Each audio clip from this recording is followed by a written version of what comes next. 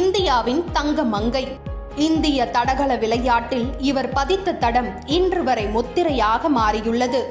மின்னல் கீற்று ஒன்று புவியில் பெண்ணாகி வேகத்தை அகத்தே கொண்டும் ஒலிம்பிக் பதக்கத்தை கனவில் சுமந்தும் இருக்க, அவளுக்கு வெற்றிகள் குவிவதை கடவுளாலும் தடுக்க முடியாது என்பதை மெய்ப்பிக்கும் வகையில் சராசரி வாழ்வில் தன்னிறைவு அடையாமல் சரித்திரம் படைக்கும் வேட்கையில் மனித உருவில் களம் கண்ட புயலுக்கு குவிந்தன 103 தங்க பதக்கங்கள்.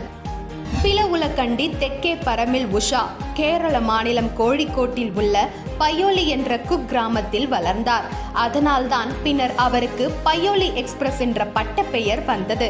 மிகப்பெரிய வெற்றியோடுதான் பிடி உஷா தடகள உலகில் காலடி எடுத்து வைத்தார்.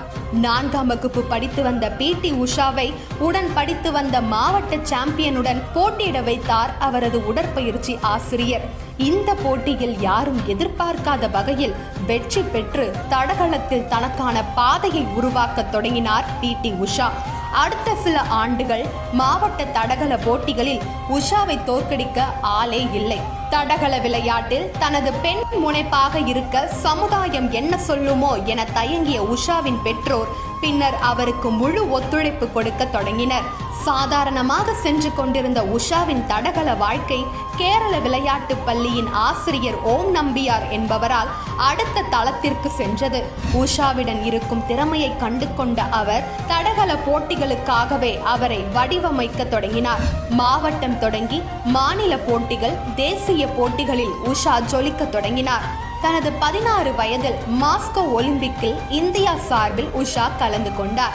அந்த ஒலிம்பிக் போட்டி அவருக்கு கை கொடுக்காவிட்டாலும் 1984ஆம் ஆண்டு லாஸ் ஏஞ்சலஸ் ஒலிம்பிக்கில் தடகள இறுதி போட்டிக்கு தகுதி பெற்ற முதல் இந்திய வீராங்கனையாக உஷா முத்திரை பதித்தார். வினாடிக்கும் குறைவான நேர வித்தியாசத்தில் வெண்கல பதக்கத்தை தவறவிட்டு 4ஆம் இடம் பிடித்தார். ஒலிம்பிக்கில் 4ஆம் இடம் பெற்றாலும் இந்தியாவின் தங்க மங்கையாகவே உஷா கருதப்பட்டார். ஆசிய தடகள போட்டிகளில் தன் திறமையை நிரூபித்தும் காட்டினார். சர்வதேச தடகள அரங்கில் தன் பெயரை நிலைநாட்டிய உஷா திருமண வாழ்க்கையில் கபடி வீரரான ஸ்ரீனிவாசை மணந்தார். குழந்தை பெற்றுக் கொள்வதற்காக தடகள அரங்கிலிருந்து தற்காலிக ஓய்வை அறிவிக்கும் போது உஷா பெற்றிருந்த சர்வதேச பதக்கங்களின் எண்ணிக்கை 103.